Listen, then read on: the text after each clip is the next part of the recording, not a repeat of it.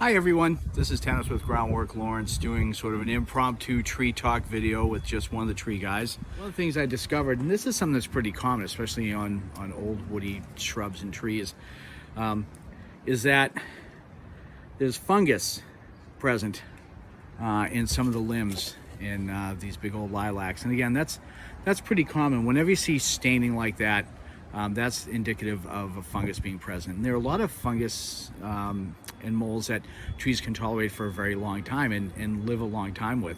But in this case, this fungus caused some decay, and the branches just weren't strong enough to handle the stress.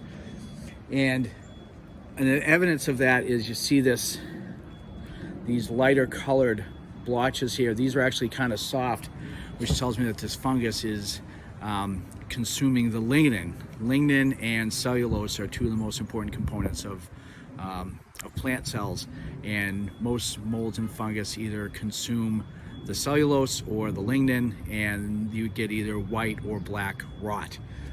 We'll probably do a tree talk video about that a little later.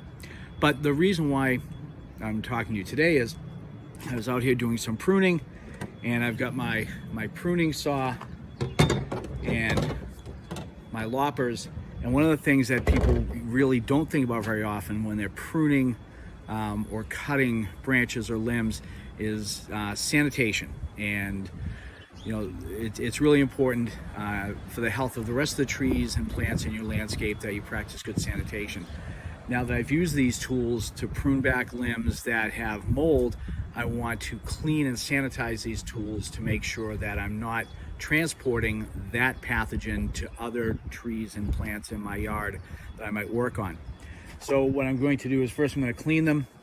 Now, I'm an arborist and a bit of a nerd, so I'm going to use a cleaner that's specifically designed to clean saws and pruners. This is going to remove any plant resin or sap or residue and clean it thoroughly. And what a lot of people do is they'll mix up some bleach and water and just spray down their tools afterwards, let it dry, and then they'll wipe the tools down afterwards. I'm going to use just a Lysol wipe after I clean this to wipe everything down. Really get it wet, give it a chance to kill any bacteria, mold, or any other pathogens that are on the cutting edges of the tools. And then I'm going to take just a lubricant and just spray it down to protect it. Make sure that my tools stay rust-free and well lubricated. Important thing to keep in mind, even if you just rinse your tools off with water, that's better than doing nothing.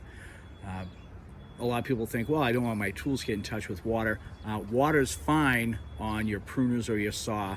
Actually, things like sand or dirt are much more damaging to tools than water, as long as you dry them off and oil them afterwards. So keep in mind, if you're pruning stuff in your yard, cleaning up after some storm damage, take a few minutes, clean your cutting tools up, sanitize them with a little bleach and water or a Clorox or a Lysol wipe or some other sanitizer.